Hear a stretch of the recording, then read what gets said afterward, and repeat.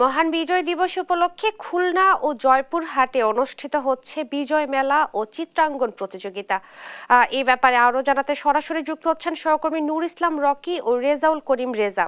শুরুতেই যাচ্ছি খুলনায় রকির কাছে।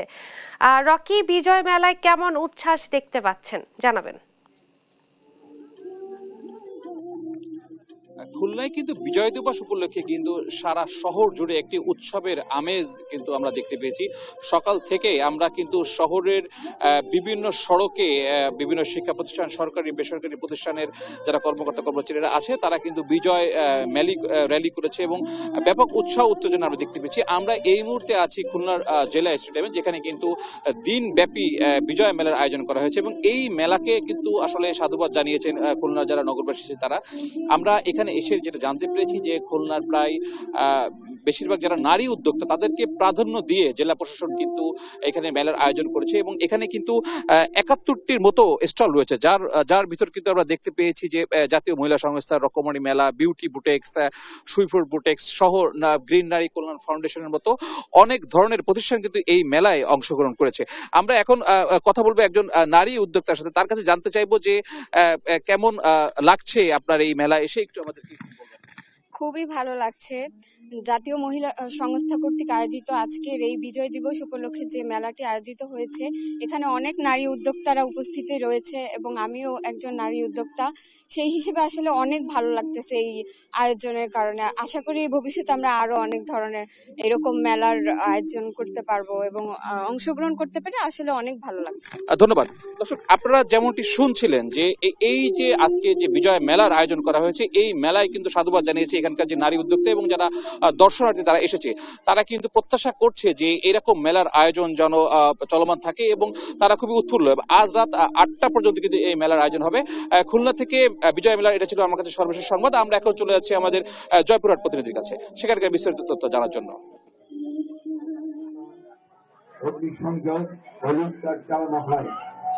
আমি এখন দাঁড়িয়ে আছি জয়পুরহাটের সার্কিট হাউস মাঠে। তো একটা বিষয় জানিয়ে রাখি, প্রতি বছর কিন্তু আমরা যে বিজয় দিবসের উদযাপন এই সার্কিট হাউসের পাশাপাশি কিন্তু কুচকাওয়াজ বা অনুষ্ঠিত হয় হচ্ছে জয়পুরহাট জেলা স্টেডিয়ামে। তো জেলা স্টেডিয়ামের কিন্তু এবারে কিন্তু অনুষ্ঠানটা জেলা প্রশাসন কিন্তু সার্কিট হাউস মাঠে করেছে। একটা বিষয় আমি জানিয়ে রাখি যে এখানে সার্কিট হাউসের দিনব্যাপী যে অনুষ্ঠান হচ্ছে, এখন দেখছেন আপনারা সাংস্কৃতিক অনুষ্ঠান হচ্ছে, এরপরে চিত্রাঙ্কন প্রতিযোগিতা হবে, তারপরে কাবাডি খেলা হবে, ফুটবল খেলা হবে, তার মুক্তিযোদ্ধাদের সংবর্ধনা, মানে এক কথায় যে সারাদিন বিভিন্ন রকমের প্রোগ্রাম যে সাজিয়েছে জেলা প্রশাসন। তো এখানে আমি একজন শিক্ষার্থী, তার সঙ্গে কথা বলে জানতে চাই যে এই বিজয় দিবস কেমন লাগছে, কি জানছেন আপনারা? বিজয় দিবস সম্পর্কে এখানে এসে অনেক কিছু জানতে পারছি, আগে যেগুলো জানতাম না। এখানে এসে অনেক কিছু দেখছি, বিজয় দিবস এসে অনেক ভালো। ধন্যবাদ।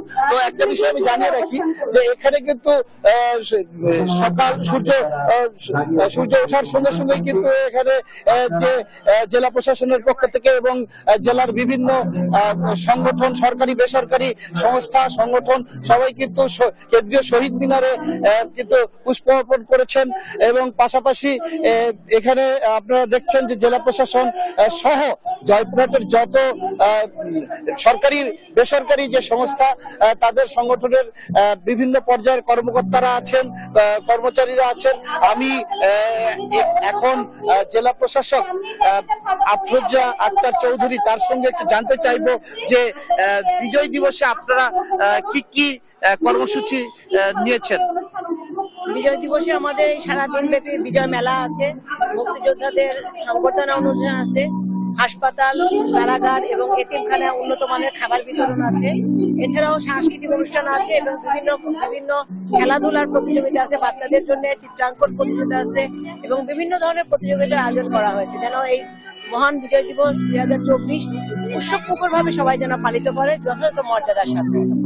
ধন্যবাদ। এখানে জয়পুরহাটের পুলিশ সুপার MA ওহাব, তার সঙ্গে একটু জানতে চাইবো যে এই বিজয় দিবসে সার্বিক পরিস্থিতি আইন শৃঙ্খলা কেমন? বিজয় দিবস উপলক্ষে আমরা আমাদের পক্ষ থেকে সর্বোচ্চ নিরাপত্তা ব্যবস্থা নিয়েছি। আমাদের পোশাকে পুলিশ পরিহিত অবস্থায় থাকা ছাড়াও আমাদের গোয়েন্দা পুলিশ নিয়োজিত আছে এবং আমাদের ডিএসপিও নিয়োজিত আছে, অন্যান্য সংস্থার সাথে আমাদের সমন্বয় আছে। সবার সাথে সমন্বয় করি আমরা নিরাপত্তা ব্যবস্থা আমরা সাজিয়েছি। ধন্যবাদ। তো একটা বিষয় জানিয়ে রাখি যে এবারেও কিন্তু মানে একটা উৎসবমুখর পরিবেশে বিজয় দিবসের নানা কর্মসূচি উপভোগ করছেন বিভিন্ন শ্রেণী পেশার মানুষ।